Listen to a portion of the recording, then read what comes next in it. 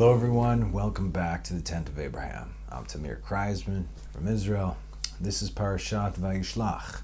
He sent Genesis 32:4 to 36:43. And this one's called Daybreak.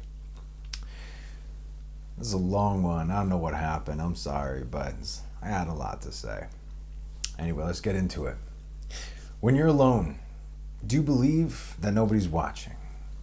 Do you think that God sits on a literal high throne and doesn't have any time to pay attention to every single detail of your life?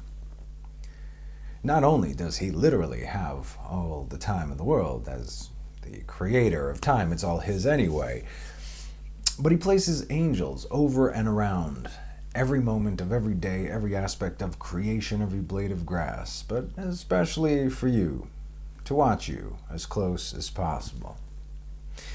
God is both a macro and a micro manager of every aspect of your life. You, after all, are his most prized possession.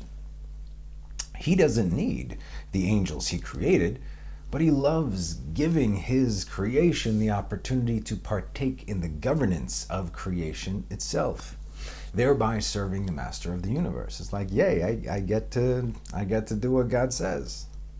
The angels that have been created by God are all good. The angels that we create, however, they could be bad and good. As we discussed, whenever we do anything good, whenever we perform even the smallest mitzvah, an angel of light is created. Also, again, when you speak Torah, right now we are creating angels.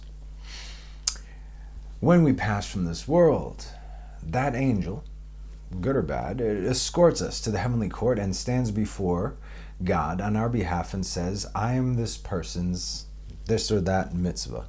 I am this person's putting on tefillin on this on that day. I am that person's giving tzedakah on this or that time.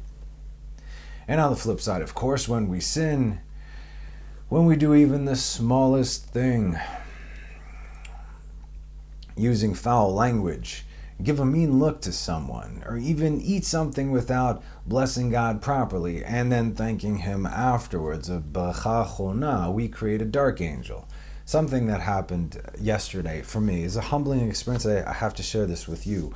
We're davening, obviously you know now, I guess by now, Mincha Marav, we daven outside, also Shachar, but we daven outside.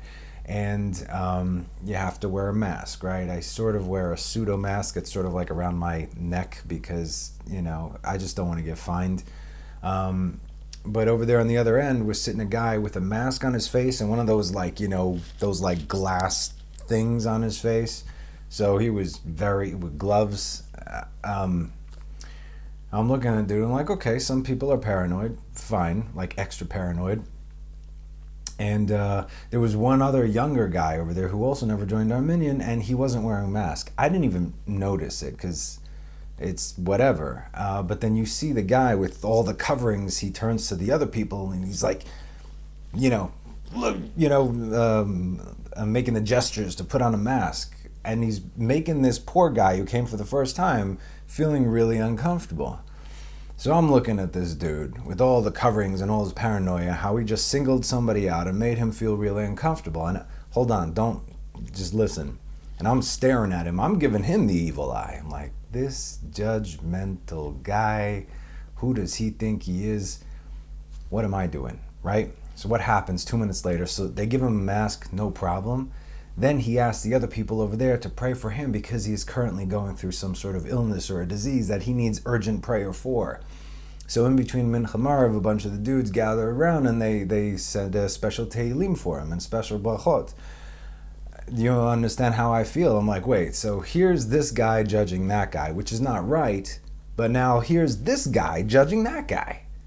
And it never ends. I caught myself judging somebody who was judging somebody else. It doesn't make it okay. So it was an important lesson for me to learn, and also an important lesson for you to learn. You have no idea the kind of fear that people are walking around with. People are terrified, and some people, for good reason, their immune system might be extra low, and regardless of whatever's going around, I don't think that gloves or triple face masks are going to help them. To the contrary, but whatever, that's their own mishigas they got to go through. Anyway, Just had to share that with you, just to be aware also in your own lives. If this helps any person be less judgmental and look at themselves first, then we did some good today. Anyway, so our dark angels, they will come before God and say, I am this man so-and-so sin. Obviously, I had to repent for that and say, thank you for teaching me humility. So, while we're still alive in this world, we have an opportunity to change any dark angel by doing tshuva, right? To an angel of light, meaning that we have the ability to turn every sin into a mitzvah. Forgive me, God, for judging this person. How dare I? I don't even know what kind of sins are on me. Who am I to judge, right? Okay, and now teaching about it, publicly no less. As long as the individual sins, that sin will follow him around his whole life. It's there every single day, and it builds up. It builds like a crust around you, if you will. Spiritual, of course. Now, when we sin these dark angels, which we created from nothing, they're not happy at all. Nobody wants to be a dark angel. It's a terrible job, right? They know who they are, and they hate who they are. And they hate even more so who created them. You just created a monster. It's like, Frankenstein's monster. He hated his creator. Why? Why'd you make him hideous? That no one else could love him. His only function is bleh. Anyway, read the book. It's a great book. We cannot look upon our own creation as he could not look upon his own creation. And as a result, our own creation hates us for it. And it will come to seek us out and do us harm. But God steps in here and appeases these dark angels, also known as demons. Because, like all life, both physical and spiritual, God had committed to sustain even that which is unholy. Oh yes. And all this is on our behalf in order to give us the opportunity to do tshuva. That's how much God loves us. Thereby releasing that dark angel, sin incarnate, into the light. This is from the writings of Rabbi Moshe Cordovero, the Ramak, in regards to the 13 attributes of God's mercy and how we are called to emulate these attributes. This, I believe, is the second one. Thereby shaping us more like our Creator rather than anything that had been created by us, you see. So when we create these demons that are sin incarnate, God does not have to sustain them. Meaning their life force, but he does it anyway. And why? Always for the opportunity for us. It's all for us to do tshuva. Something bugs you, something eats at you. That means you need to do something. This is called noseh avon. He carries or bears our iniquity. God gives this creation life instead of draining our own. We owe it something right now.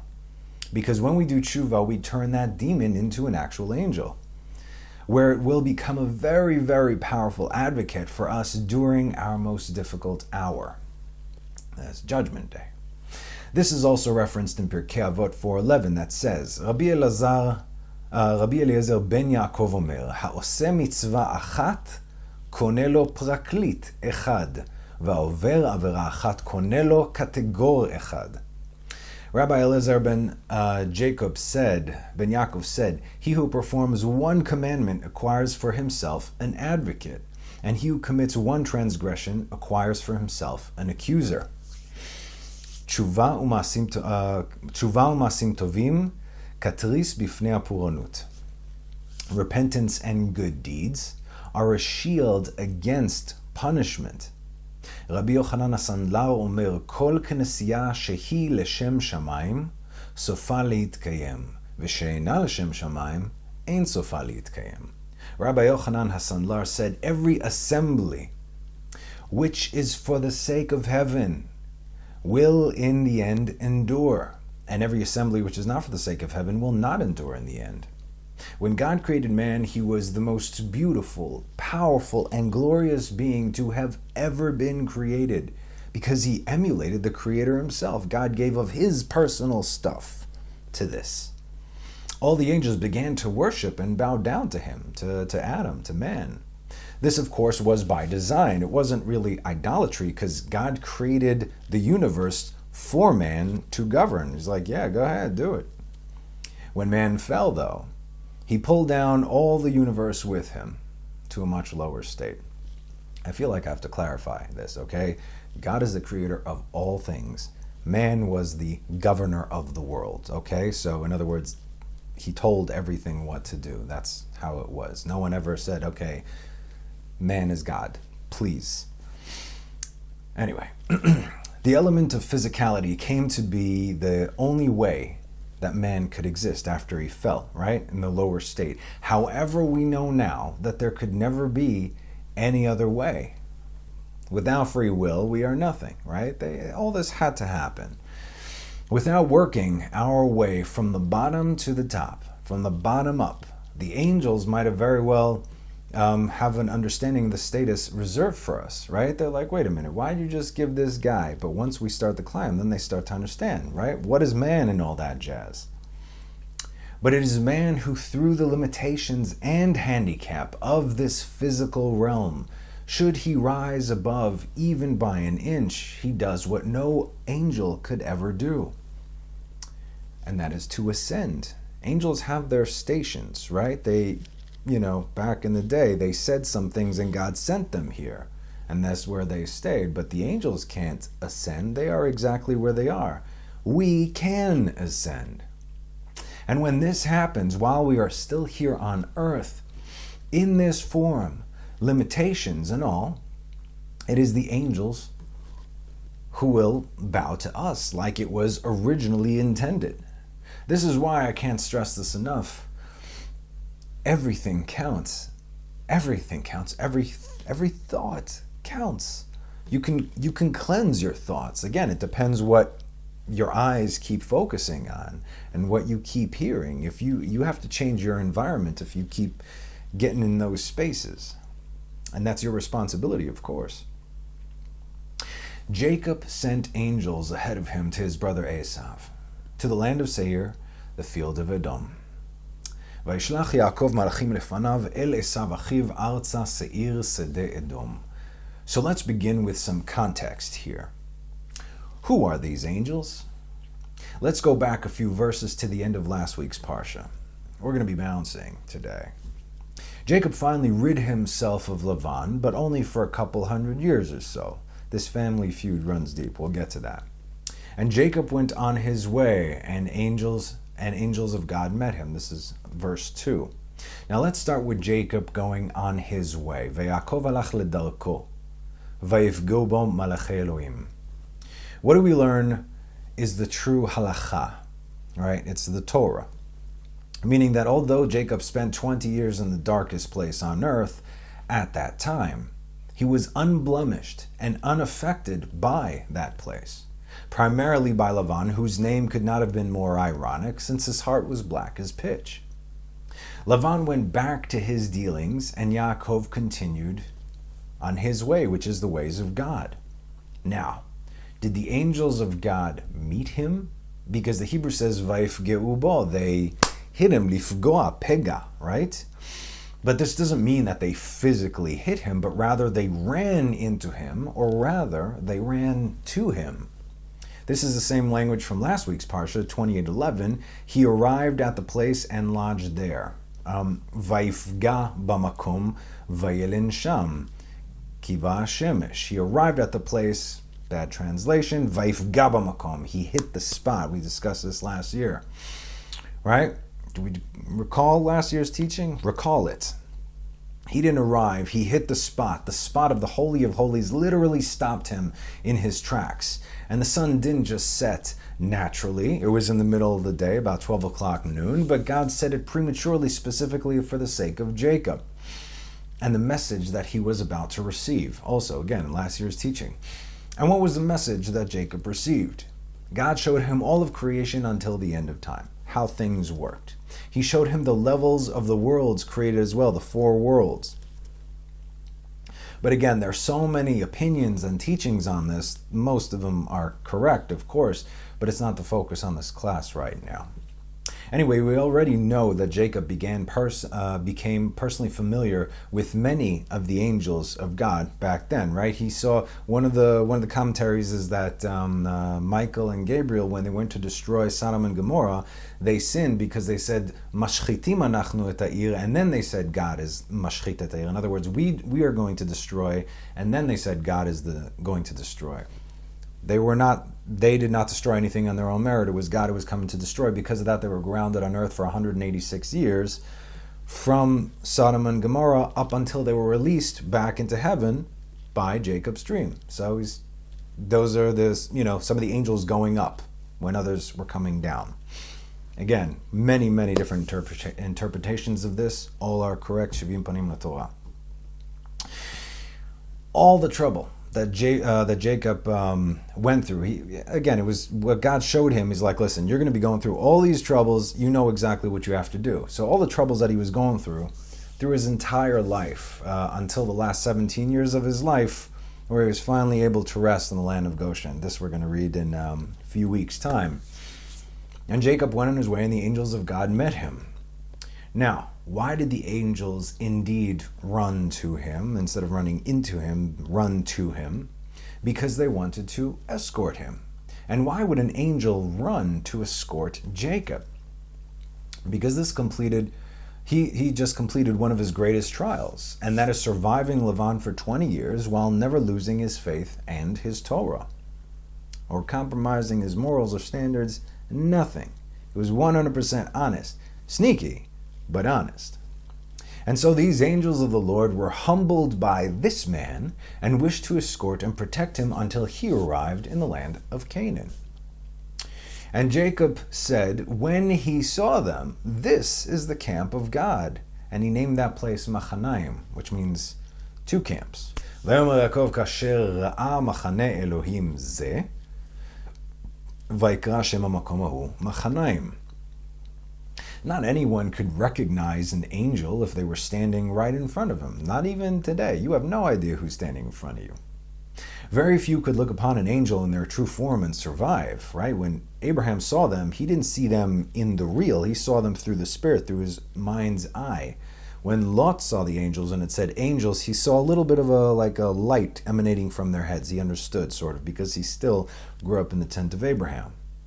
Remember, we discussed David seeing the angel in his angelic form, and he almost died. David instantly became an old man at a younger age. The physical body cannot handle that kind of spiritual radiation. It's fusing between the spiritual and the physical. Moses was the only one who could do this. So he thrived, survived, and kicked butt up there, got the Torah in his physical human form, went up into the spiritual realm in his physical form. Only him, no one else has done this. But Jacob, like Abraham, saw men, and immediately he recognized who these men were. And Jacob said to them, when he saw them, this is the camp of God. And when did one camp become two? Machane Elohim to Machanaim, plural. Jacob is the one who named the angelic camp as well as his own camp, God's camp. Jacob called him this. It's as if the angelic camp mirrored his own in a way. Psalms 122. Now, we discussed these verses before, but not in this manner. A song of ascent of David. I rejoiced when they said to me, let us go to the house of the Lord. Okay, listen, this is obviously end of days future, but pay attention. Our feet were standing within your gates, O Jerusalem. The built-up Jerusalem is like a city that was joined together with itself.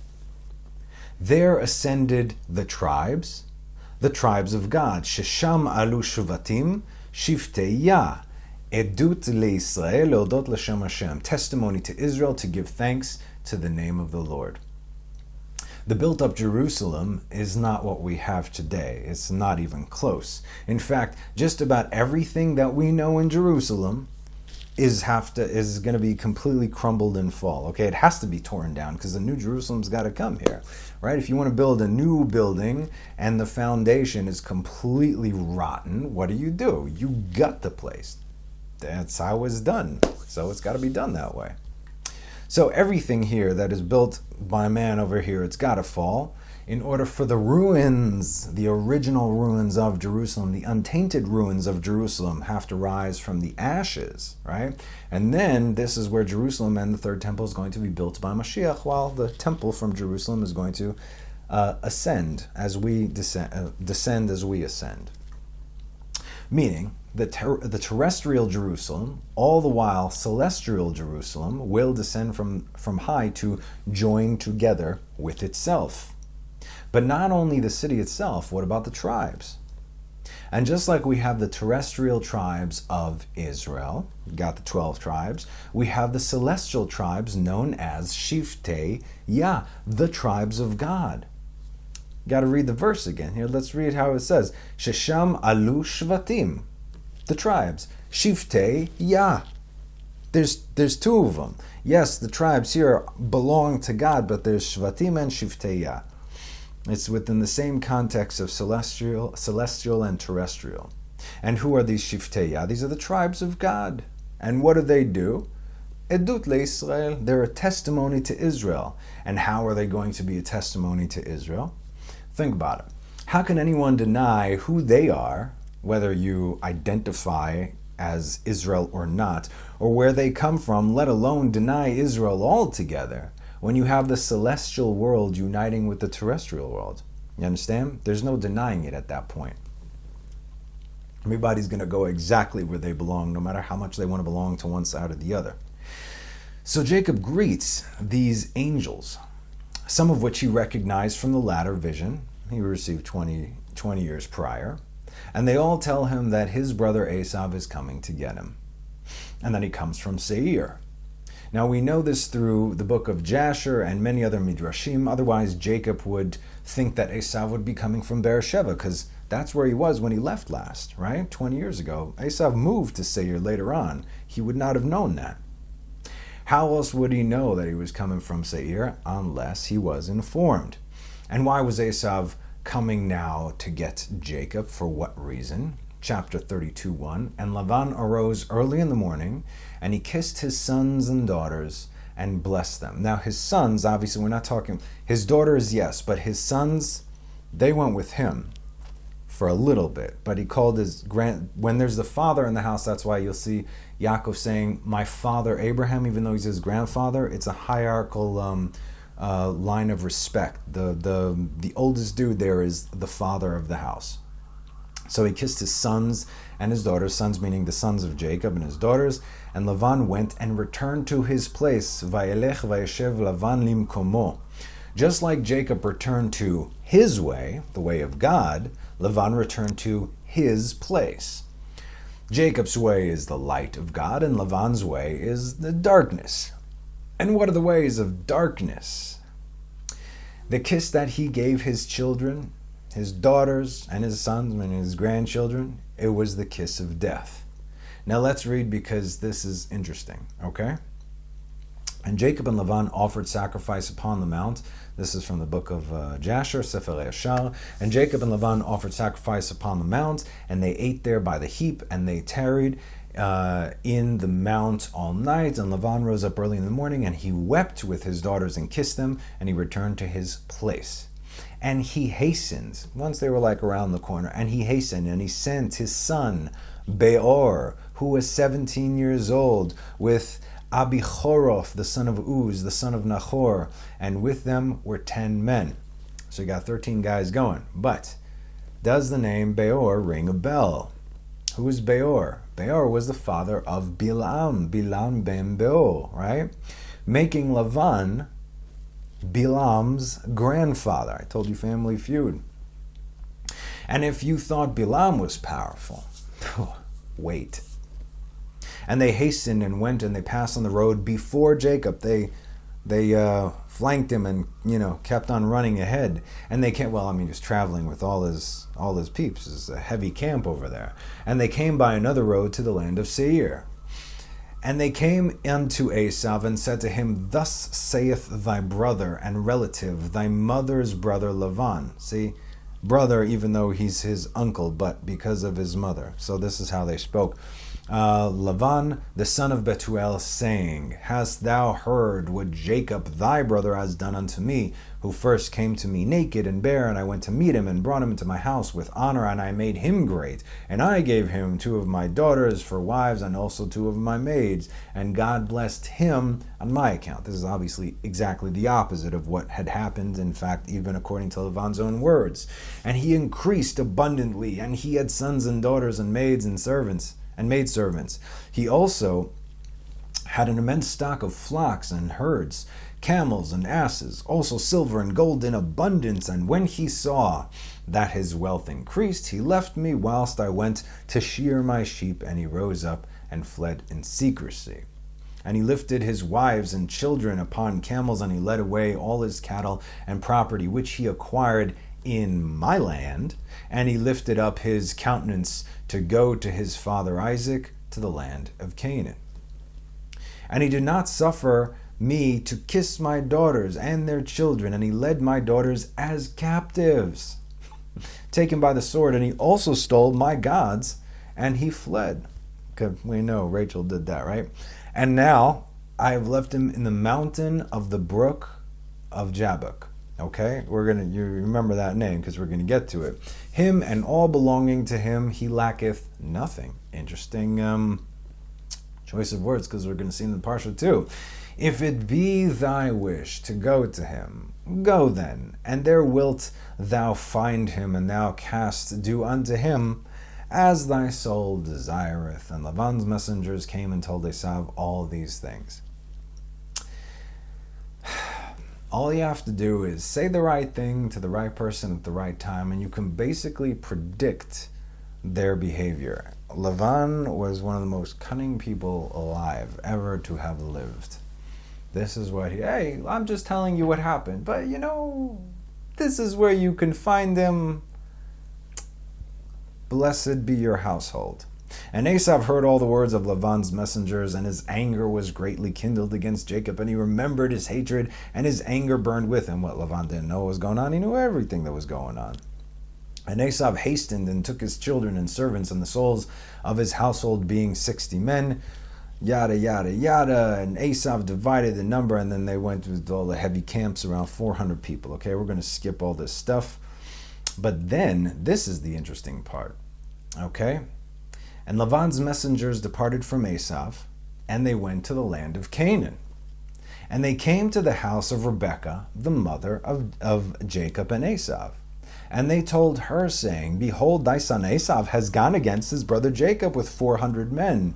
For he heard that he was coming, and he is gone. I wonder how he heard that he was coming. And he was gone to make war with him, and to smite him, and to take all that he has. Why? And Rebekah hastened and sent 72 men from the servants of Isaac to meet Jacob on the road, for she said, Esav may make war in the road when he meets him. 72 alludes to the 72 names of God. The servants of Isaac. What, you thought that the angels only served Jacob? I mean, they served Abraham as well, right? When did they serve Abraham? Genesis 18:8. And he took cream and milk and the calf that he had prepared and placed them before them, and he was standing over them, and them under the tree, and they ate. This is when Abraham now stood over. He had dominion over these angels, as did Yitzchak, as does Yaakov. And these messengers went on the road to meet Jacob, and they met him on the road. These are the angels that Jacob recognized, okay? They met him in the road of the brook, of the opposite side of the brook, Jabbok. And Jacob said, when he saw them, this camp is destined to me from God. And Jacob called the name of that place Machanaim. And Jacob knew all his father's people, and he kissed them and embraced them, and came with them. And Jacob asked them concerning his father and mother, and they said they were well. Now, we can sort of understand, in the mind of a madman, the rationale behind sending Esav to kill Jacob and all his family. I say sort of because Lavon could not let Jacob walk away with all that he had, making him look bad, right? But then, why in the world would he also send his sons to warn Jacob that Esau was coming through Rivkah. He knew exactly what would happen, knowing full well that he would prepare for the fight coming his way. What is the point of this? Listen up. If you haven't figured it out by now, just about every war fought between nations, not Israel, the rest of the world, the rest of the nations, in the last 5,000 plus years, had nothing to do with one side or the other. If nations go to war, they both lose. And who wins? Those who sit in the shadows and pull the strings.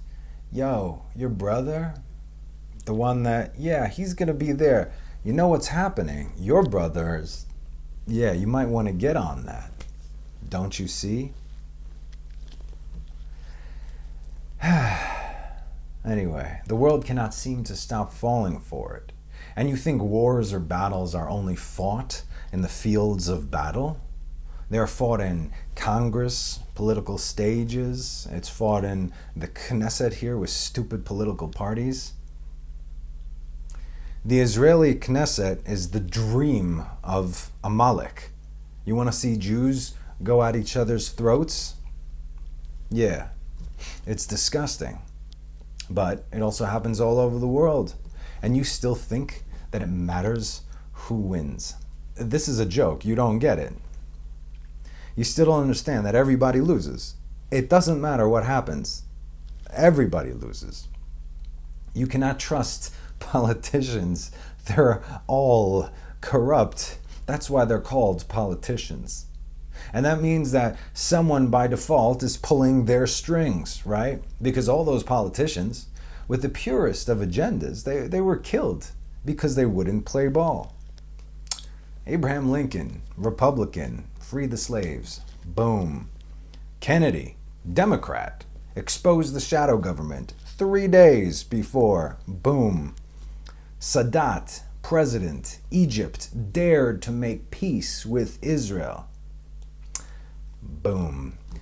Rabbi Kahana, Israel right-winger. Everything he said regarding the Arabs came to pass. Boom. Rabin, prime minister, left-winger. Israel, you know this, yes? He was going to pull out of the Oslo Accords. No.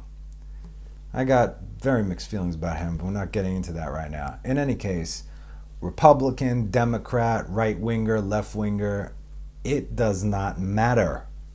All dead. So that saying, a good politician is a dead politician, it takes a whole new meaning. The good ones really are dead because they were murdered.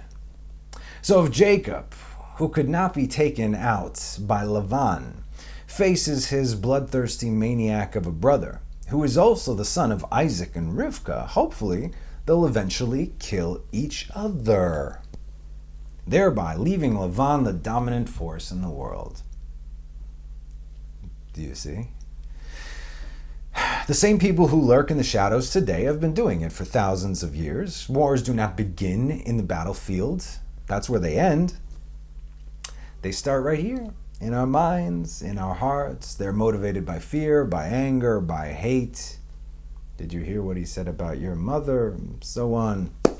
And the world has fallen prey and continues to do so. It's already gotten out of control. That's it. It's beyond anyone's control. But we don't care about the world anymore now, do we? I don't. We've already had our Holocaust. It's now time to pass the cup, as we have learned so many times before. And this is how we handle it. Jacob sent angels ahead of him to his brothers Esau, to the land of Seir, to the field of Edom. Now the question can be asked, why did Yaakov not send these angels, who were legions upon legions of heavenly hosts, to kill Esau, his brother, and be done with it? Why? He could have ended it right there. Because Jacob knew that it was not yet time. This is not how it goes down. This is not when it goes down. So he gave him the most severe warning one could give in the world at that time. What does he say? And he commanded them, saying, so shall you say to my master Esav, thus said your servant Jacob, I have sojourned with Lavon, and I have tarried until now. Vayitzav otam le'emor ko tomrun la'adoni le'esav. Ko amar avdecha Yaakov, im Lavon garti va'acher adata, until now. And I have acquired oxen and donkeys, flocks, manservants and maidservants, and I have sent to tell this to my master to find favor in your eyes. Okay.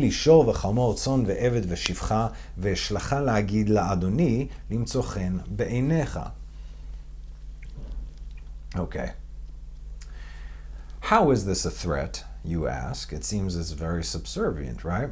Let's start with the fact that Jacob just commanded legions of angels. Okay? Okay. Now again, we all learned last year in the book of Jasher exactly what was coming at Esav. Okay? But again, you could learn that. He's another teaching right now. So let's take a deeper look into the Zohar for this one. Rabbi Yehuda began the discussion by bringing in the verse from Psalms 91:11. But I'll give you two previous verses as well for context. For you said, the Lord is my refuge, the Most High you made your dwelling. No harm will befall you, nor will a plague draw near to your tent, for he will command his angels on your behalf to guard you in all your ways. Ki ata Adonai machasi elyon samta meonecha, lo teune elecha ra'a v'nega lo yikrav bo alecha, ki malachav yetzaveh lach lishmorcha bechol drachecha. But more specific, according to the Hebrew, the last verse, he will give the command of his angels to you.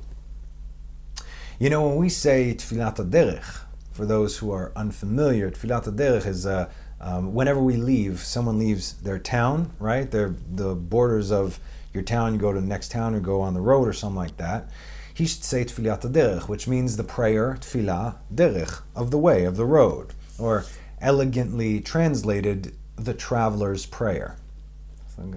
Yeah.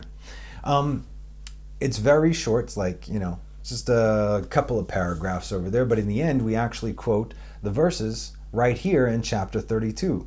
ויעקב הלך לדרכו ויפגעו בו מלאכי אלוהים. ויאמר יעקב כאשר ראה מחנה אלוהים זה ויקרא שם המקום ההוא מחניים. We say those two verses 3 times. And when we say the Shema Yisrael Shalamita, the bedtime Shema, it also includes all of Psalms 91, because our body is not the only thing that can travel, right? When we sleep, our soul has to go all the way up to heaven. Every night, our soul goes up and it gives an account of what happened that day. So then later on, in Judgment Day, our soul comes back and says, yep, that happened, and that happened too. Why? Because our soul testifies against us.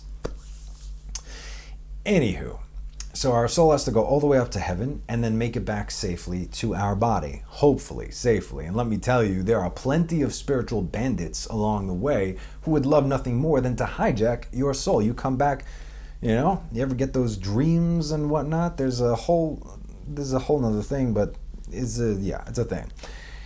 So let's continue. When man is born, the evil inclination enters him and dwells with him his entire life. It is there to constantly condemn him and cause him to stumble. We know this from Genesis 4:7.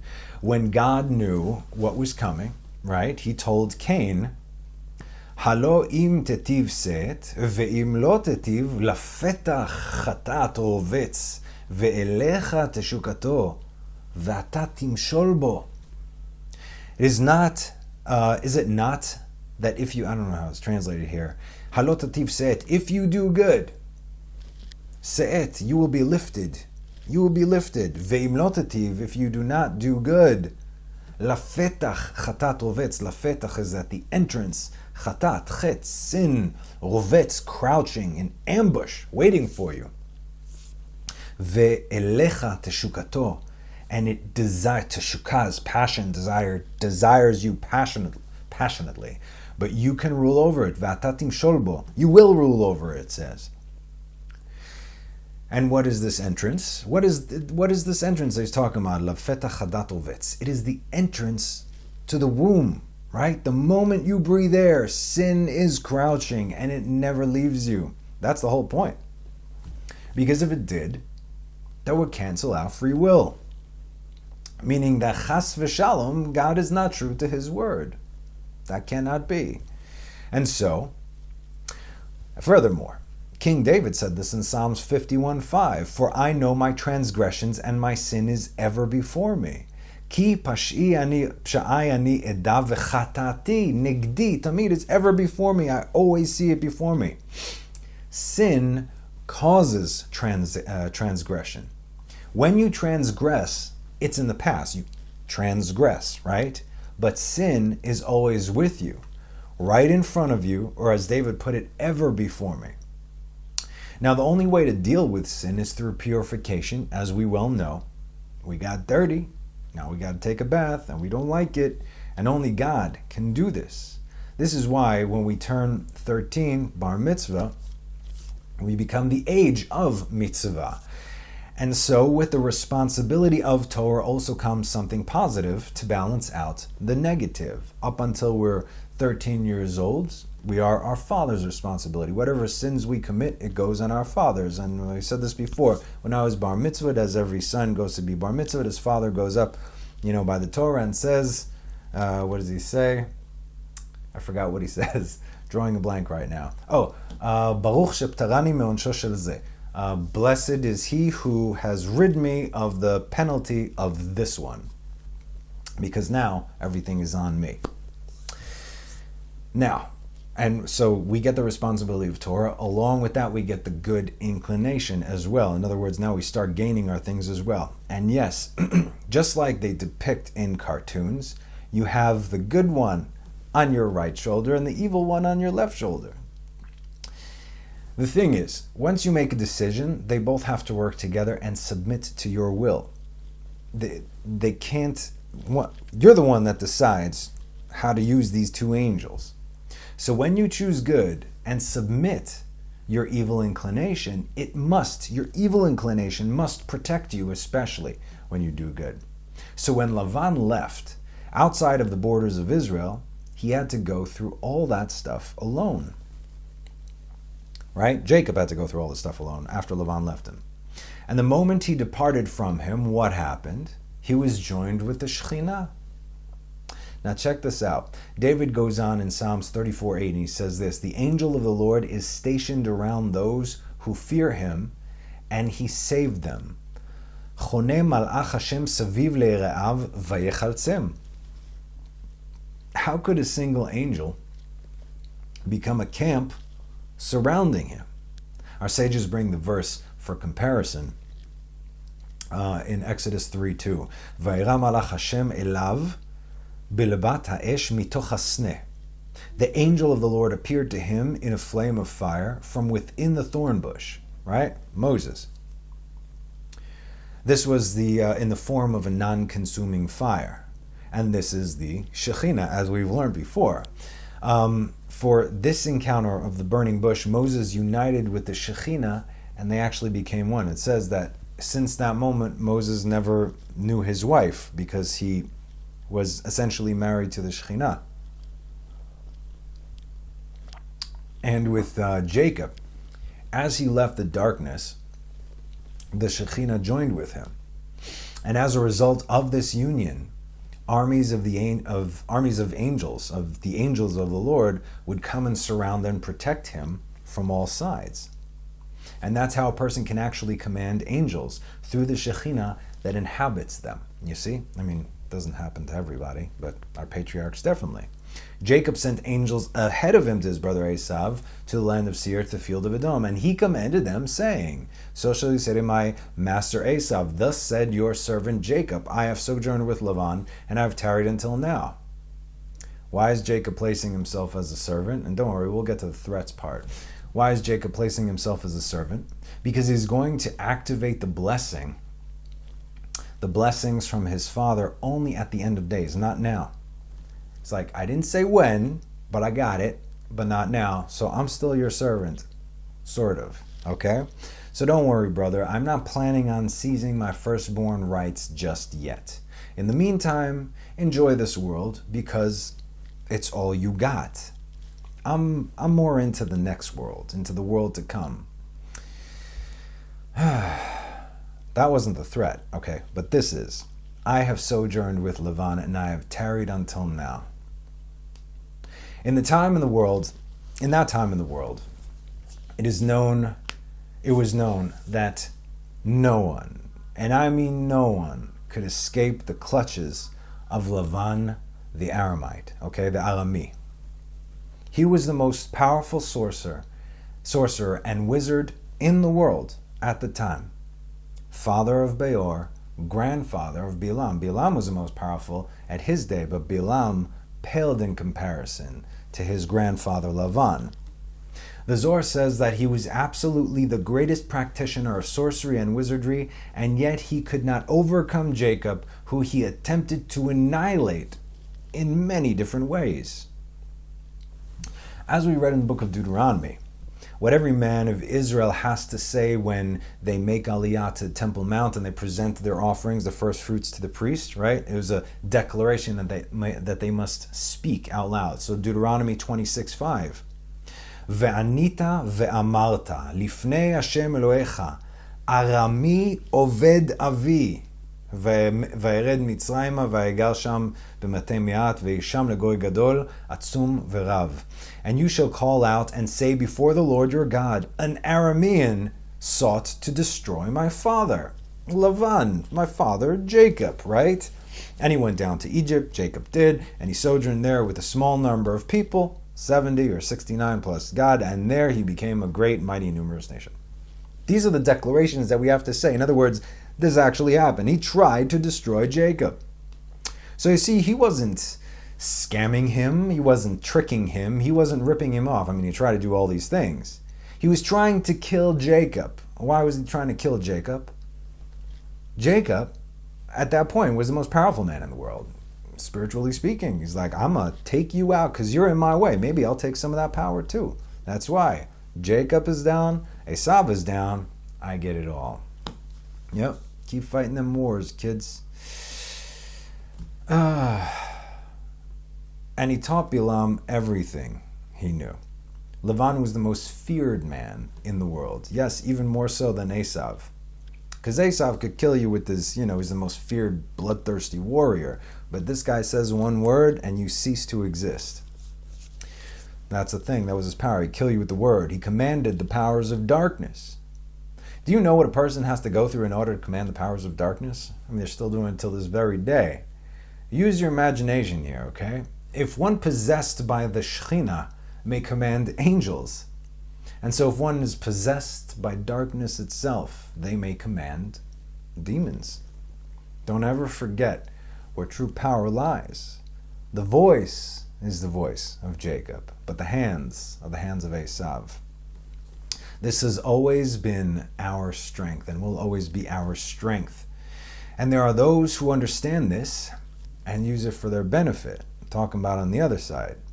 The Zohar continues and refers back to Bilam again in Bamidbar, Numbers 22:20. God came to Bilam at night and said to him, Vayavo Elohim el Bilam Laila. There's a whole thing about why it says Laila. And he also came to Lavon, Genesis 31:24. And God came to Lavon the Aramean in a dream of the night. And he said to him, beware lest you speak. Pen tedaber. Why did God not say to him, beware lest you harm, hurt, hit, raise a hand, raise a sword, right? Physically act. Why did God prohibit Lavon from speaking? And then they answer, Lavon did not chase Jacob with an army of men to wage war against him, for the power of Jacob and his sons was greater than that of Lavon. We've already seen what they can do last week, right?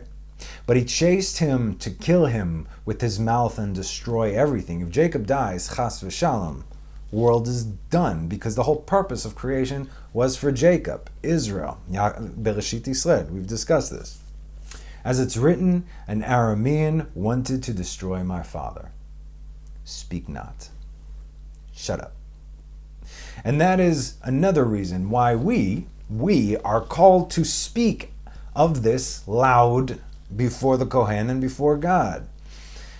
It is said of Bilam in Numbers 24:1, Balaam saw that it pleased the Lord to bless Israel, so he did not go in search of omens. It says, Vayera Bilam ki tov be'einei Hashem levarech et Yisrael velo alach kepam befam, as he always did, likrat nechashim, it says. Nechashim, it's serpents. It also means serpents, but again, this is where all these things derive from. Vayesh et hamidbar panav, but he turned his face towards the desert. And of Lavon, it says, Genesis 30:27, Vayomer elav Lavon, im na matzati chen beinecha, nichashti, vayevarcheni Hashem biglalcha. If only I found favor in your eyes, I have divined. Okay, it says, nechashim, nichashti. Nechashim is serpents, nichashti is guessing in modern day Hebrew, but still, it's all the same root, and you see the correlation between these two. He was going to kill him with the word, but God stopped him and his grandson later on, which is why later on his grandson Bilam said in Numbers 23:23, for there is no divination in Jacob and no soothsaying in Israel. Ki lo nachash beYaakov velo kesem beYisrael. None of this stuff is found in Israel. And none of this stuff can affect Israel. We don't have permission to do it. And so Lavon used 10 kinds of divination on Jacob, which Jacob alluded to while putting Lavon in his place. And we can see this in 31:41. This is 20 years that I've spent in your house. I served you for 14 years for your 2 daughters and 6 years for your animals. And you changed my wages 10 times. What does the Hebrew say? Vatachalef et maskurti, maskoret is wages, yes. Aseret, from eser, aseret, monim, all right? So the Hebrew doesn't say pe'amim, which is times. It says monim, as in kinds, Kinds. And what are these 10 kinds, if not the lower crowns of the klipot? Just like we have our, as you know, the Kabbalah tree, right? The Sfirot. There's, just like there is a positive, there is also a negative, and that negative is very, very powerful. And they are 1, kosem, diviner. In modern day Hebrew, it also means magician, right? Ksamim, divinations. Now, those are 2 and 3. Why? Because it says ksamim. In other words, there's plural, there's multiple. So that's kosem and ksamim, that's 2 and 3. 4, me'onen, that's with an ayin, not an aleph. It means a very different thing. A soothsayer. 5, umenachesh, or an enchanter. 6, umechashef, or a witch. V'chover chaver, or a charmer. V'shoel ov, or a medium. V'yad'uni, or a wizard. V'doresh el hametim, or a necromancer. And if you see these words throughout the Torah, you know now where they are, where they come from. Go read what the person that Saul went to raise the dead from, to raise Shmuel from the dead. It's fun. Now that you see these words, you know what they are. You're like, oh yes, that's where they come from. So Lavon was the polar opposite of Jacob, while his grandson Bilam was the polar opposite of Jacob's great-grandson Moses. Now, if you recall, a couple of years ago, we gave Bilam's backstory to show the kind of grudge that he held against Moses personally, because he tried to kill Moses even when Moses was still a baby. Even before Moses was born, it was Bilam's suggestion to Pharaoh to kill all of Israel. Right? It continues. It never ends. Now, Jacob told Esav that he was in the presence of Lavon. Again, Jacob told Esav that he was in the presence of Lavon. Dun, dun, dun. That's the big deal. We understand now. And just in case Esav thought that it was maybe for a short period, I just passed by, like a day, a couple hours, I had coffee with him, he tried to poison my coffee. No, not a day, not a week, not a month, not even a year. Jacob set the record straight. Until now, bro, 20 years I was with this dude. But it doesn't end there. And I have acquired oxen and donkeys, flocks, manservants and maidservants, and I have sent this to tell my master to find favor in your eyes. Not only did I survive the most powerful sorcerer in the world who constantly tried to destroy me, but I left with all the kesef in the piggy bank. Now it gets even deeper. Have acquired oxen and donkeys. Okay, great. You got a lot of livestock. Good for you. But these are two types of demons, known as the ox and the donkey. And when these two get together, they can harm the entire world, which is why we have been given the command not to mix the two. Where is this? Where do we know about not mixing the ox and the donkey? Deuteronomy 22:10. You shall not plow with an ox and a donkey together. We don't understand why, but we have an idea why and what this is alluding to. But wait, there's more.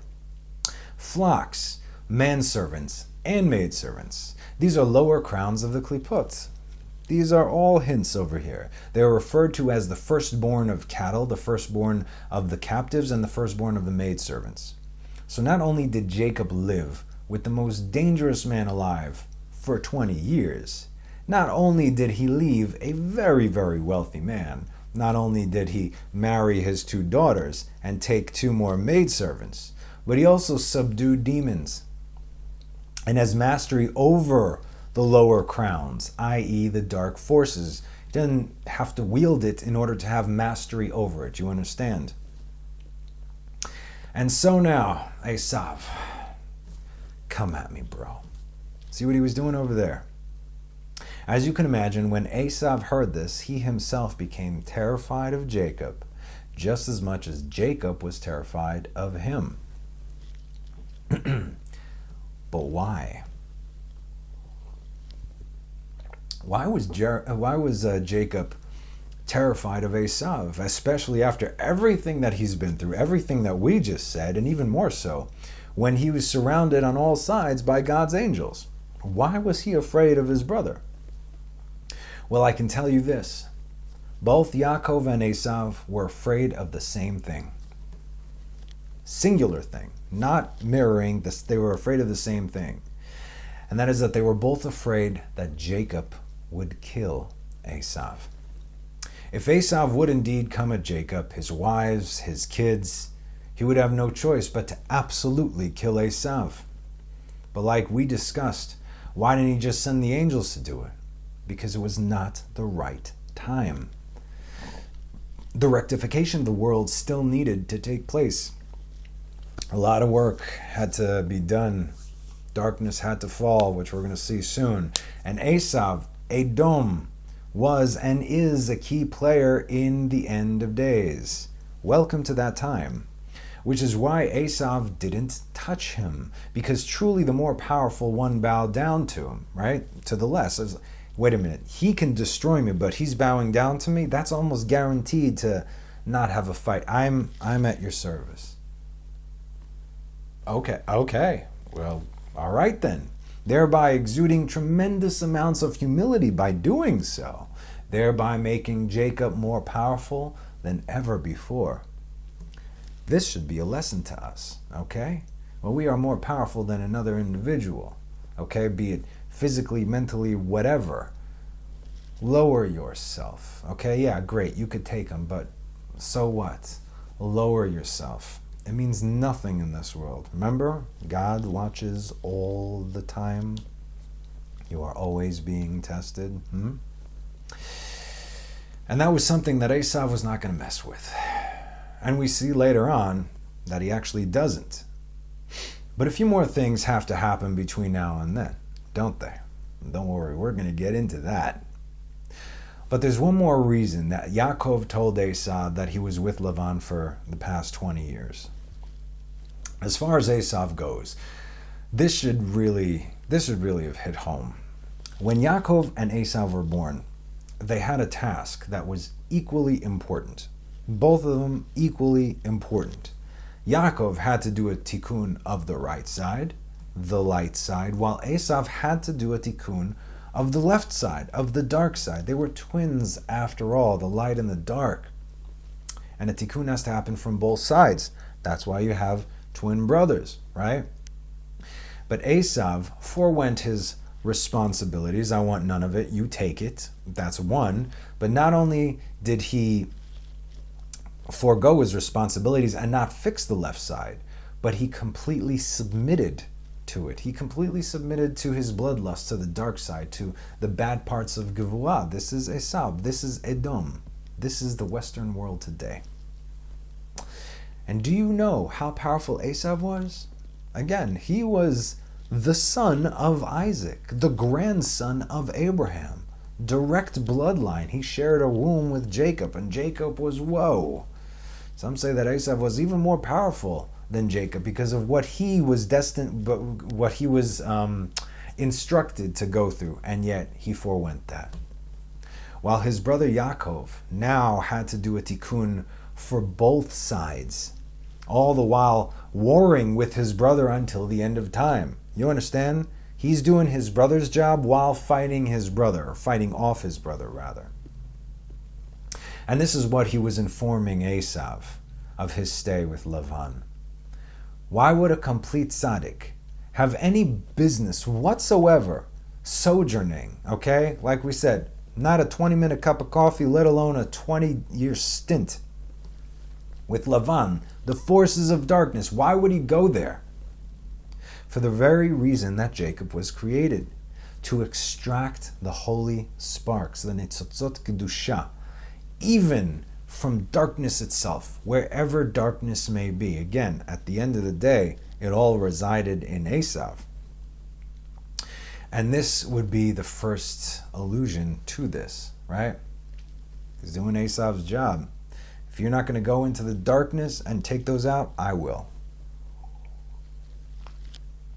Now, before we continue, I realize I teach a lot of Kabbalistic texts, but I try and give you something to hold on to, right? It's not just saying this and that. We have verses to open your mind, to expand your mind, to take off the blind spots and the patches to see where you're at, so you don't drown in it or float away, whatever. I also realize that for many of you, both Jews and Gentiles alike, much of these fantastical ideas are difficult to swallow, okay? That, even if Midrash is difficult, then how much more so? While Gentiles are not required to swallow these pills, you could take it or leave it, it makes no difference, really, so at your own pace. But Jews absolutely are required to do so, and with a big smile, no less.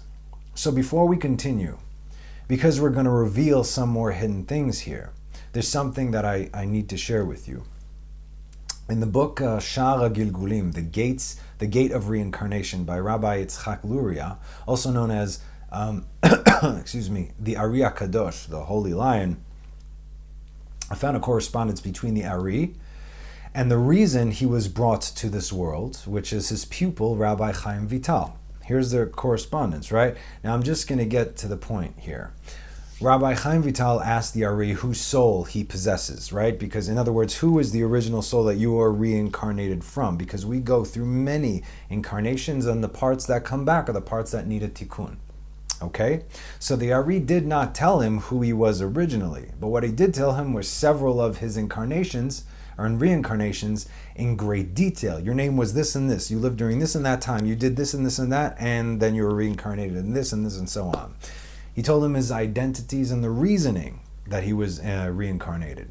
The last and current incarnation was, in other words, where he was at, was, and I quote, "The reason for my current reincarnation is that I did not believe sufficiently in the wisdom of Zohar study during my previous incarnations. This is my current amendment, and this is why I do not want to spend much time studying Talmud." Okay? So, everything's got a purpose. Like I've said before, it says in the Sefer Yetzirah, the white book behind me over there, I believe it's the Ramchal, in the preface, he said, we are not required, it doesn't say, Vehevanta oto yomam v'layla. It doesn't say you shall understand it day and night. It says that you hagita bo, you shall try and understand it. You shall dwell in it day and night.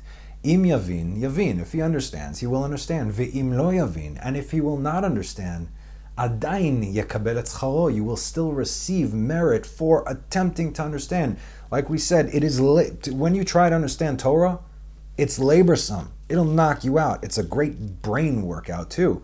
And it's frustrating until you crack that. But when it does, you just opened up a whole new world.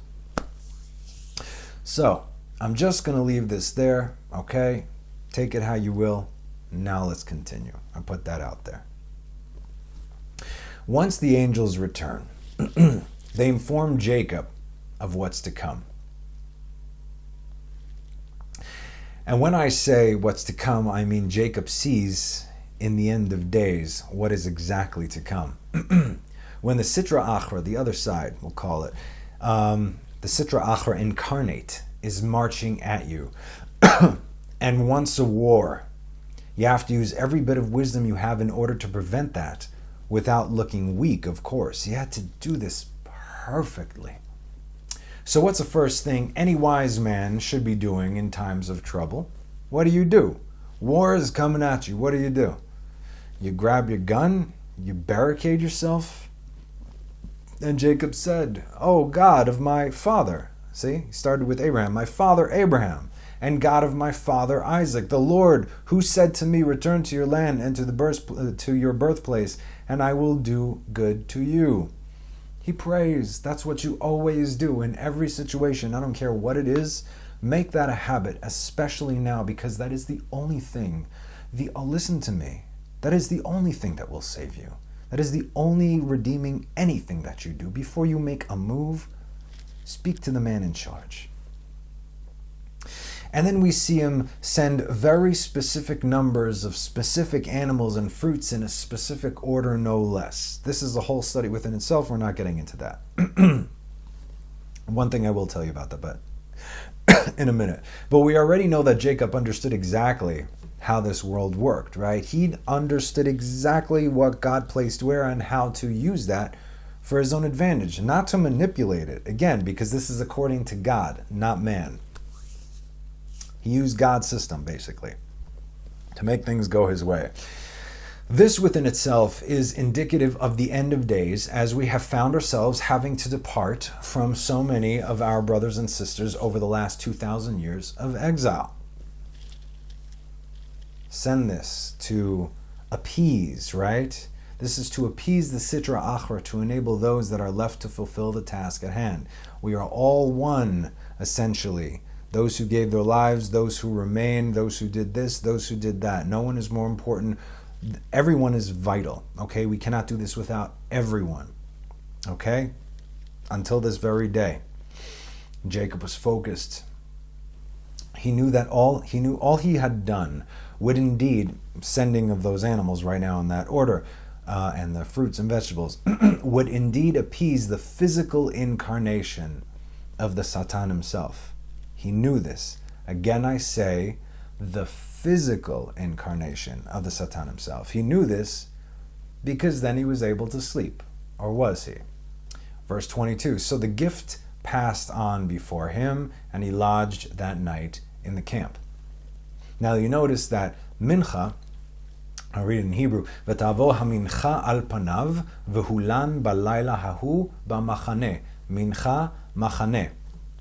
It's the same word, two different words, two different meanings, exactly the same letters. And they spell out two words, ma and chen. The ma represents ze'ir anpin, okay, the 6 attributes, while the chen literally means grace. And also, the words mincha or machane have a numerical value of 103. Each does. We don't have to put them together, okay? 103. What is 103? There's 103 lights of the left side of holiness, meaning the 103 dark lights. Remember this. But then he sees something terrible. He knows that they cannot stay where they are. And he arose during that night, and he took his 2 wives and his 2 maidservants and his 11 children, and he crossed the ford of the Jabbok. Vayakam balayla hu, vayikach et shtei nashav ve'et shtei shivchotav ve'et 11 ילדיו, vayavor et ma'avar yabok. if everything was all right and he received angelic confirmation that it would all be okay with Esav, why did this have to happen in the middle of the night? Well, you tell me. When someone tells you to flee in the middle of the night, someone flees in the middle of the night and doesn't even wait until morning, what does that mean? Danger, right? And you better believe that we're going to break it down now. So, let's take it backwards. Okay, we'll go backwards from the end. Vayavo et ma'avar Yabuk. What is this Yabuk or Jabuk river that we also said this is where Lavon's son said that he was hanging out? Why is it called that? Yabak, is Yud Bet Kuf. That's how it's spelled in Hebrew. And it stands for Ichud Bracha Kedusha. Unity, blessing, and holiness. It was next to it. Jacob had to lead his entire camp across this boundary for their own safety. He himself was safe. But they, again, he was still looking out for them. Then it says his 11 children. Now we know that Benjamin wasn't born yet, so he had 11 sons, but he also had Dinah, his daughter. Should that not have been his 12 children? The name Dinah, din, judgment. It comes Dinah, meaning her judgment. She carries with her tremendous judgment, and that is why he hid her in a box. What's in the box? It's Dinah. Okay, for two reasons. The first being that she should not be exposed and out in the open during that specific night where judgment was on its way and he saw it coming. And second, that Esav, who is the living manifestation of the negative part of judgment, din, and gazed upon Dinah, who you would see as a suitable mate. Oh, you don't want that. Out of sight, out of mind. If you don't know she exists, that's fine. It's better not knowing that she exists than knowing she exists and then obsessing and who knows, right? Just like Jacob desired Rachel because they both come from the side of mercy, vessels of mercy, so too would Esav desire Dinah as they were both inhabitants of judgment. Vayakam balayla hu. Interesting. And he rose during that night. But that's not what it says, right? It didn't say Vayakam balayla hahu, that night. It said, and arose that night he. Who is he? Vayakam balayla hu. He rose that night. Who's he? Perhaps the same one who lodged in Jacob's camp that night. In verse 22, Vata'avo hamincha al panav vehu lan balayla hahu b'machaneh. These two who's are out of place over here. Who did the gift pass before? Who are we missing from this story? We said that Jacob managed to appease the physical manifestation of the dark side, of the Satan. But what about the Satan himself? So the gift passed on before him, and he lodged in the camp that night, and he arose during that night, and he, Jacob, took his 2 wives and 2 maidservants and his 11 children, and he crossed the ford of the Jabbok. Who arises at night? Who gains their power when the lights go out? The Zohar states that the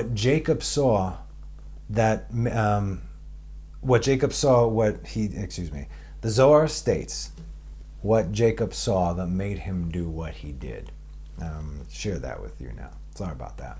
You see, although Jacob sent all the gifts to his brother Esav, the fate of the world was riding on the outcome. This man was not sleeping, okay? Not when he was about to stand face to face with his brother after 20 years and after all the implications that came with it. You think, okay, well, we're done. I'm going to snooze. No, it was coming up. Jacob saw, here's what he saw. Jacob saw a flame of bright fire flying and sauntering among his camps. It was walking among the camps. Now, I could only picture it like this the first time I read this, because this is not even from the Zohar of the Parsha. It's the Zohar Parashat Tazria. I remember I read this, I'm like, what is it? What? So this is how I picture it, right? He got his camp, and they're by the river. Not too close, but not too far either. Jacob can't sleep. He walks to the river, Yabuk, right? Remember the Yud Bet Kuf. He stands by the river. He turns back to look at the camp. Now he could see the camp. From that point, he's got a better vantage point of the camp. When he sees unnatural fire walking about the camp, whoa. He didn't know exactly who or what that was, but he knew that it had to have had permission to be there. He was surrounded by God's angels after all, but that's not a good fire, whatever's going on there. And yet his entity, and yet this entity, girded with unholy fire, was walking among his women, his children, his manservants, his maidservants, seeking to do them harm. And he knew this. Immediately he calls to his people and tells them, cross the river. Why the river? Because demons have borders as well. And they have no permission to cross over.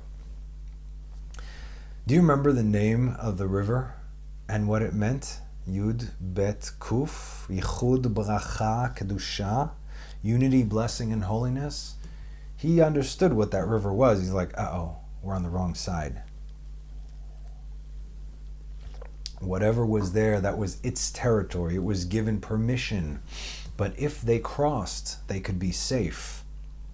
And so it was Jacob and the promise of God, which he carried, who became a bridge for them to cross over. Even Rashi says he became the bridge. Okay, Midrash Rabbah also says the same thing. Many others do. So, did Jacob physically, literally become the actual bridge? No. But it was by his merit that he was able to help them cross. And so he became the spiritual bridge to safety. You understand? Jacob himself became the bridge, just like Jacob himself became Tiferet. Are you getting this? Are you getting this? Now he knew where the danger was, right? He saw it. He made sure to stand between them and the coming danger. So he created a path for them. He sent them ahead while he remained alone. Now, in many popular explanations, he either remained or he crossed over and then he came back for a while for small vessels, right? We even discussed this last year. How a tzaddik never gives up on any of their possessions because they understood that God gave them all that they have for a very specific reason. We can see this in the next chapter as Yaakov and Esav finally meet, where Esav says, but Esav said, I have plenty, my brother. I got lots and lots of stuff, while Jacob said, I have everything, right? Everything that God gives you, whatever, be it a little or a lot, whatever God gives you, that's why everything you have is everything you need. Okay, that's why he went back for those small vessels. But, so yes, these small vessels, they did belong to him, but they were so much more so than little sippy cups for the kids. You know, they had plenty of that stuff. First of all, what are vessels in Hebrew? Vessels in Hebrew are kelim. And what do vessels of the Hebrews hold? This is oil. This is Torah, right? When Adam sinned, there was shvirat kelim. The soul, Adam's soul shattered. These are souls. So what does the oil, these vessels, that inside the vessels, what do they light? The fire, the spark of holiness, nitzotzot shel kedusha. Remember we discussed this a few weeks ago, how Jacob was born holding on to the heel of Esav? Meaning that even in the heel, the lowest part of the body, the darkest parts of the Sitra Achra, Jacob would descend for even a few messed up of the holy sparks and bring them back. Not one gets lost, because that's his responsibility. And so it will be in the end of days. All you people out there who are waking up for the truth, to the truth, all you people who are getting a good smack in your wallets and cushy lives, forget about the comatose world. They don't want to see what they don't want to see. That's why the world is crazy. They refuse to see it. But don't worry. Those that belong to Jacob, i.e. Jacob, is coming for you. Make sure your vessel is empty of garbage and idolatry especially, so it can be filled with oil, so you can turn your spark into a flame and the flame into a fire. You know who you are. And he took across what was his. That's how the verse ends. And Jacob was left alone.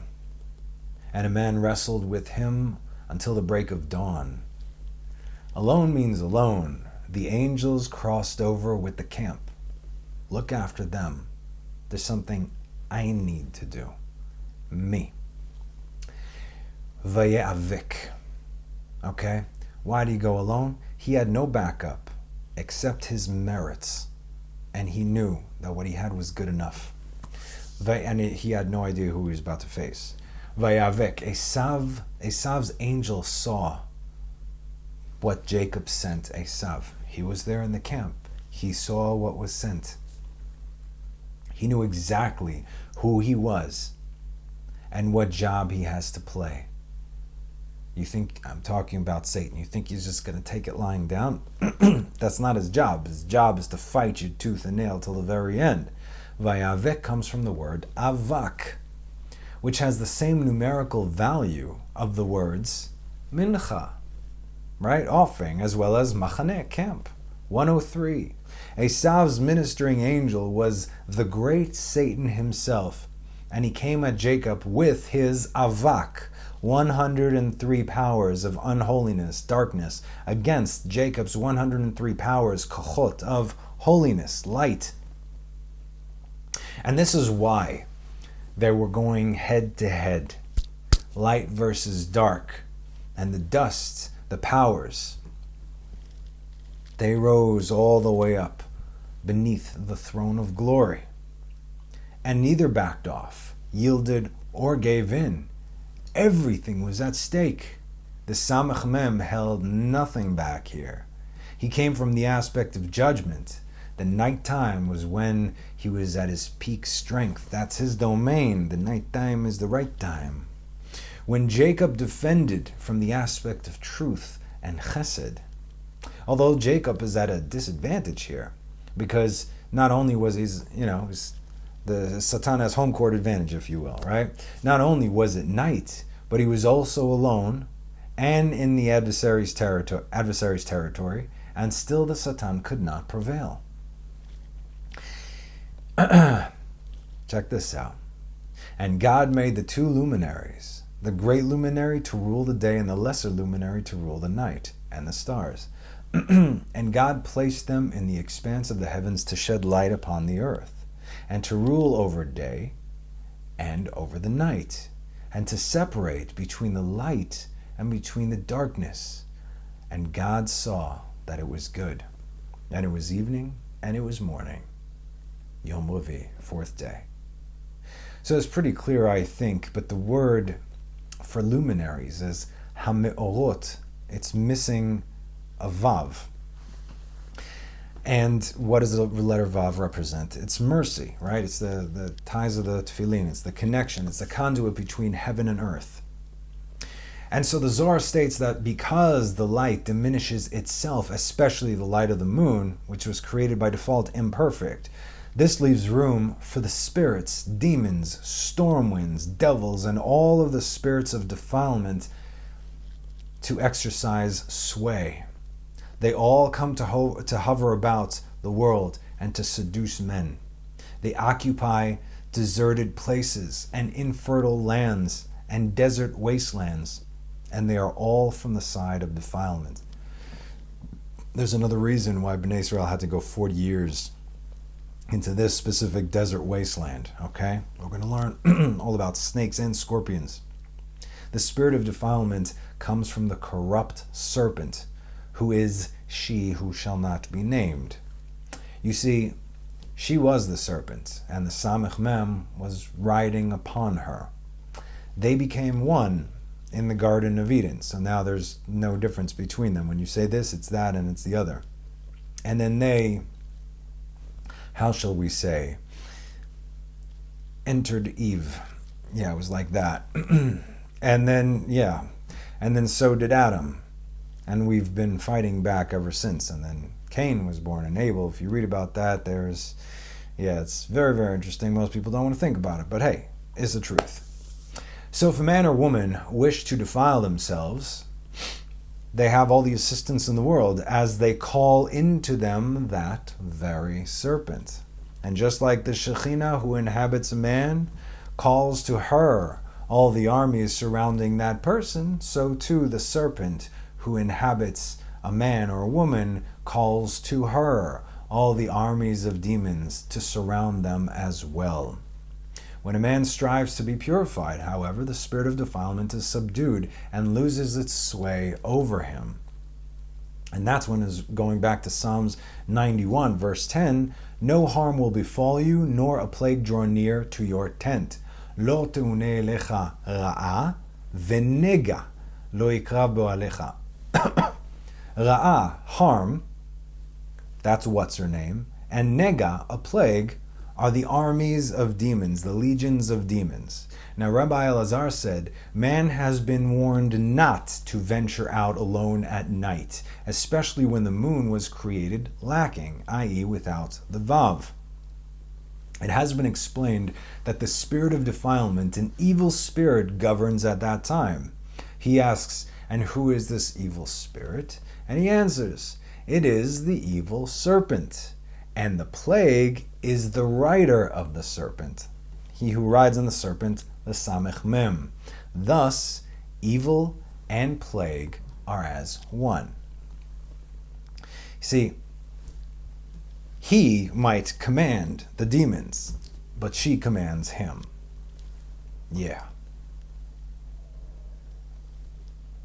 And also, we've learned that after Cain killed Abel, Adam hid himself in darkness for 130 years. And what's her name and her girlfriends would come and, fornicate with him, bearing offspring. And these are called the plagues of the sons of men. Now, what's the difference between dust and earth? Avak and afar. Avak is the residue from fire. Who comes out the fire? Who was the fire in the camp? That's right. And what about afar? Avak and afar. What's afar? Afar is the stuff that causes all the plants, especially the fruit, to grow. It's fertile dirt, land, if you will. One gives life while the other brings death. Who is Jacob wrestling with? This gives us another hint to that. Ad alot hashachar, until the break of dawn. What happens at dawn? And God placed them in the expanse of the heavens to shed light upon the earth, and to rule over the day and over night, and to separate between the light and between the darkness. And God saw that it was good. When the dominion of the darkness ends, the dominion of the light gains strength and it begins to rise. When Israel are in exile, it's called the darkness. And as we know and see, the darkness will do everything in its power to overcome us and try and destroy us. Why? Because there's a time limit. The Holocaust was indeed a big blow that was felt. That was in the darkness, but we're not out of the darkness just yet. Hold on. We still have we're going to have a dislocated hip here. I mean, in this reality.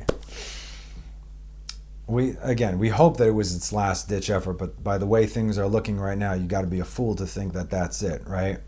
It depends entirely on Israel, as we will see with Jacob. Take a look at Daniel 7, okay?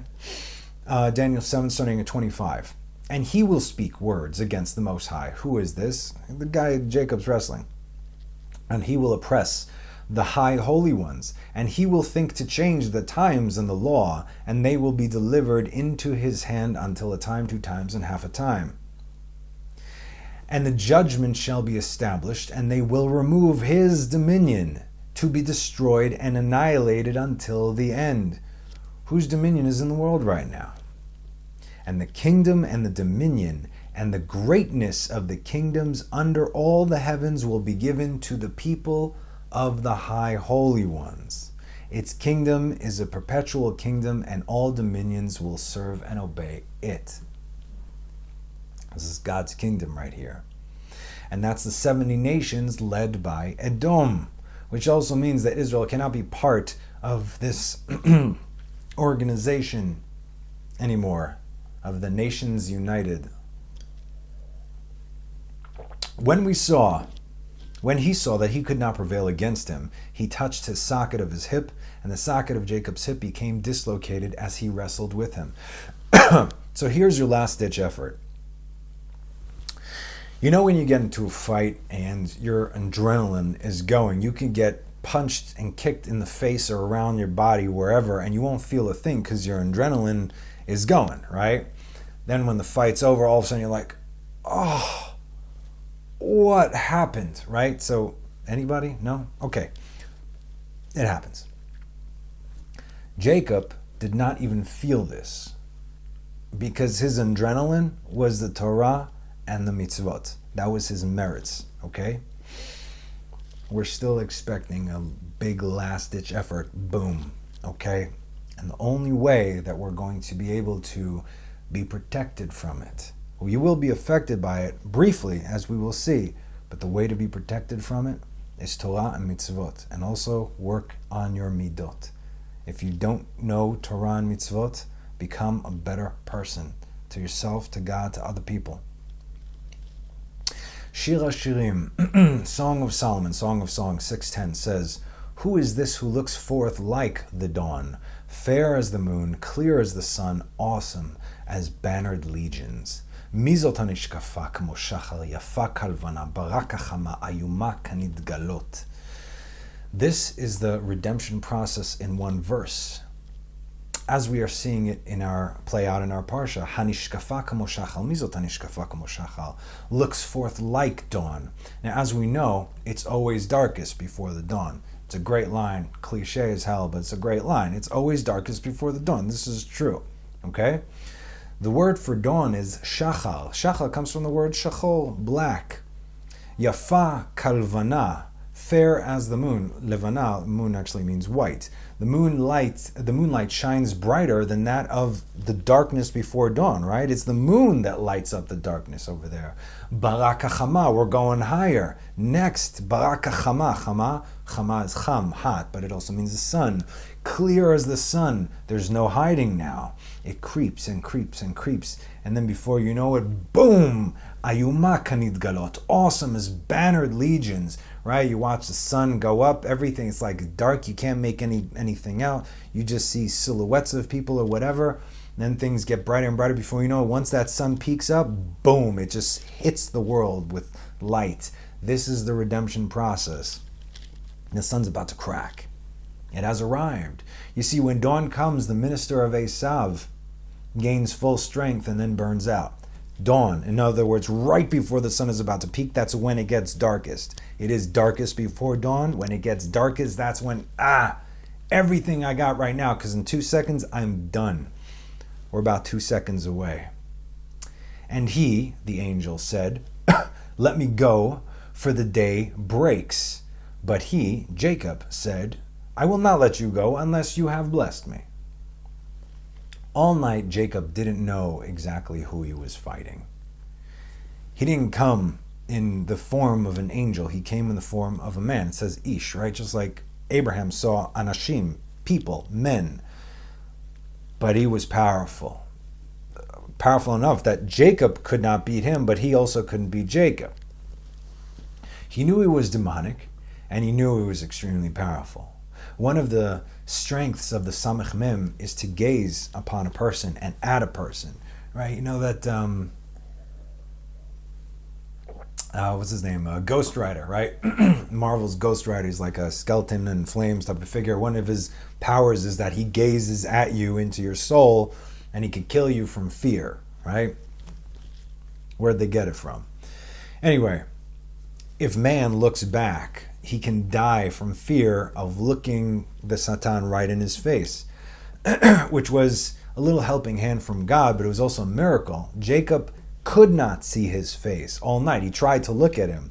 Jacob, either his eyes were closed or because of the, physical dust, he couldn't see, or whatever it was, God did not allow Jacob to look at the Satan in the eye, especially not when he was at full strength. But when the sun began to rise and his powers were weakened and dropping fast, as Jacob became stronger and stronger, so he said to him, "What is your name?" And he said, "Jacob." He's like, "Okay, I can't do this. What's your name?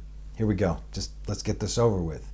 And he said, "Your name shall no longer be called Jacob, but Israel, because you have commanding power with Elohim ve'im anashim v'tuchal, and you have prevailed." Now, we know that this is the Satan after all. And he's all about pulling tricks and deception. Even through truth, which is what I've been trying to teach you, right? 99.999999999% truth with truth with 0.0000000 and many other zeros 1% lie is still not 100% truth. You understand? Okay, so if you have some right, but the rest wrong, 99%, 99.9% right, but a fraction of idolatry, that's all the Satan wants. Just that little thing that gets you to him. It's done. Anyway, this is how he works, right? It's the details, or as they say, the devil is in the details, right? I'm not making this stuff up. Because yes, Israel is a blessing. He blessed him. Israel is a blessing. But everything comes at the right time. And yes, when you take it apart, you just had Satan himself call him Israel, broken up to Li, Rosh, my commander, my Lord, Li, mine, for me, Rosh, head. You are my chief, my commander. But if Jacob would have just taken that and run with it, "Hey, I'm Israel now, hey," he would have been in big trouble, which is why I'm about to give everyone a warning out there. Okay, this especially goes to my Gentile listeners and some, unfortunately, Jews as well.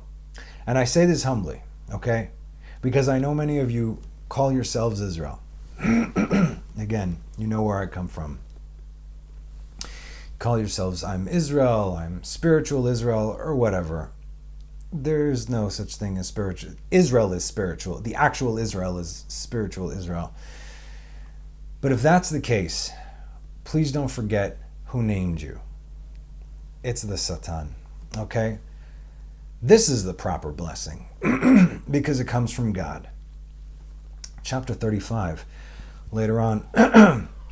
And God appeared again to Jacob when he came from Padan Aram, and he blessed him. God said to him, "Your name is Jacob. Your name shall no longer be called Jacob, but Israel shall be your name," and he named him Israel. Compared with chapter 32, and he said, "Your name shall no longer be called Jacob, but Israel, because you have commanding powers," right? Did you catch the difference here? Because, again, it's the tiny little thing that makes a difference. You are Jacob, and you will be Israel. And you cannot be Israel without being Jacob first, or going through Jacob. For this to happen, you have to either be born a Jew, or you have to convert properly, according to halacha.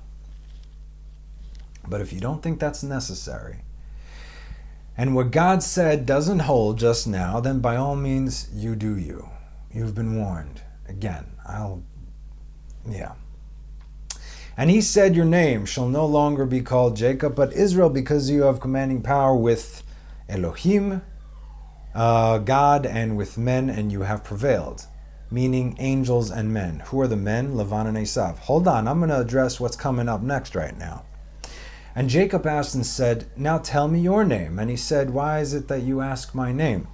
And he blessed him there.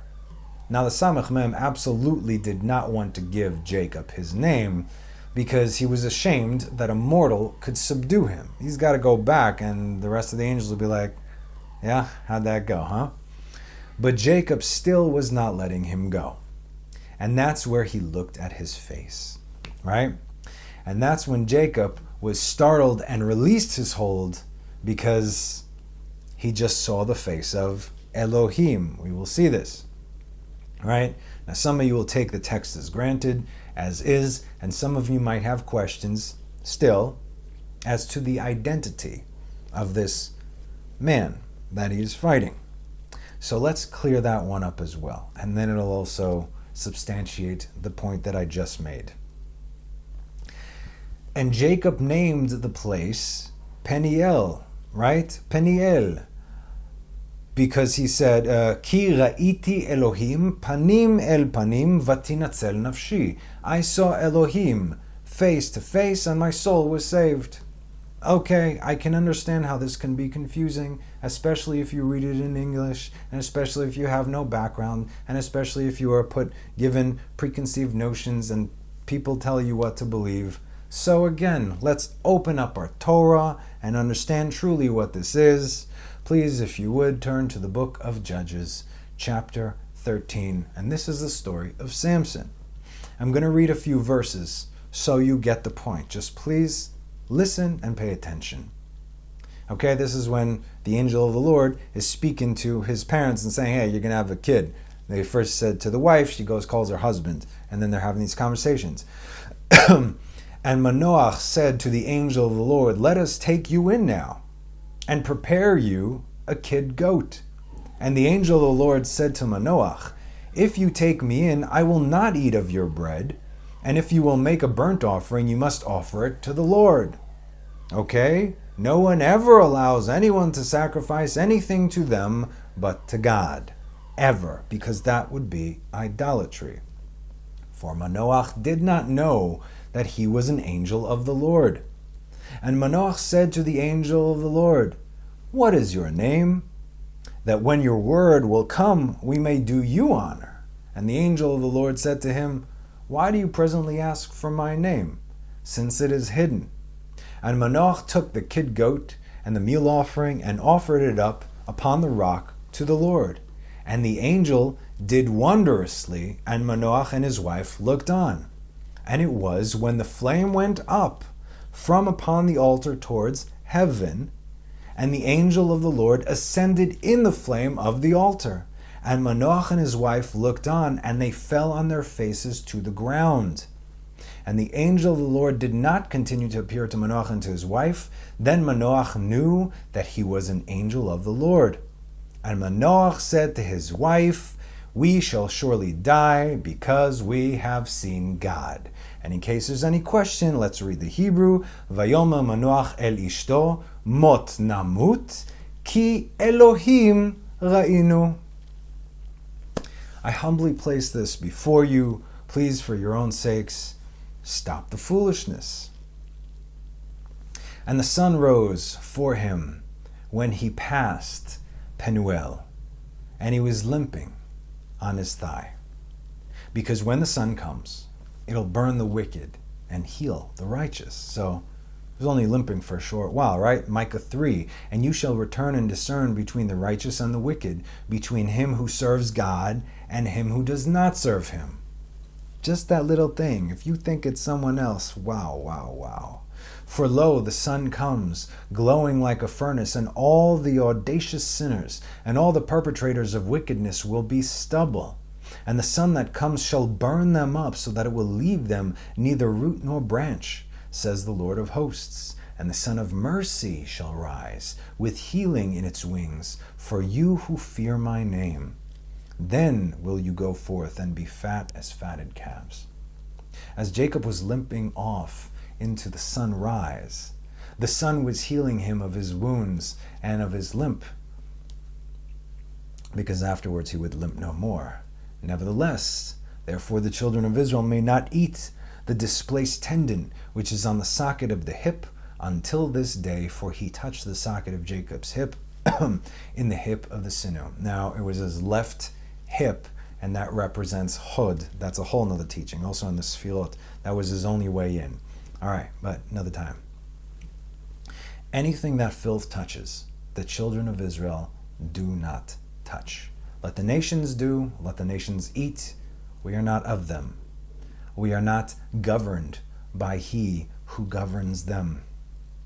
And just as Jacob walked off his limp, as the sun filled the earth, so too will Israel walk off their limp that had been afflicted by the Sitra Achra during the long night of exile. As the sun will finally rise and shine upon us all, may God send his Meshichim, vanquish our enemies, gather the exiles, and build the temple b'mera b'yameinu. Amen. Jacob went through all that, and he prevailed. So when it finally came time to square off with Esav, and Esav tried to convince him, come, dwell in my domain. The battle had already been won, but Esav says, I have plenty, my brother. Let what you have remain yours. Remember this? Thereupon Jacob said, please no. If indeed I have found favor in your eyes, then you shall take my gift from my hand, because I have seen your face, which is like seeing the face of an angel. And you have accepted me. I'm going to read that in Hebrew so you can understand. ולקחתי מנחתי מידי, כי על כן ראיתי פניך כראות פני אלוהים. Now you understand that the Satan was tied to Esav. Yes? The Samech Mem had the face of his brother, which is why it startled him. Now take my gift, which has been brought to you, for God has favored me with it, and because I have everything. He prevailed upon him, and he took it. He prevailed upon him. The battle is already won. Now it's just those, awkward words exchanged before the two parties gotta, well, it's good seeing you. Don't try and kill me again, okay? Because I'll take you out. Thereupon he said, travel, and we will go, and I will go alongside you. Just hang out with me to get some of the darkness on your clean clothes. Let me just try one more time. And he said to him, my master knows that the children are tender. My master knows that the children are tender, and the flocks and the cattle which are raising their young depend upon me, the shepherd. And if they overdrive them one day, all the flocks will die. We are the children and the flocks. I hope you understand that. Now let my master go ahead before his servant, because the time has not yet come for us to switch. And I will move at my own slow pace, according to the pace of the work that is before me, the work being the rectification of the world, slowly but surely, and according to the pace of the children. Again, the redemption depends on us. And when it comes, and how it will come, that's on us. That's our pace. But time's almost up. The sun's almost up. What are we doing? Until I come to see my master. Remember, the fight is already over, and we know who won. Let the sparks return home, and then it's done. Just stay alive until day breaks. You still believe that nobody's watching? Thanks for joining me. Have a great week, and have a Shabbat Shalom. Bye.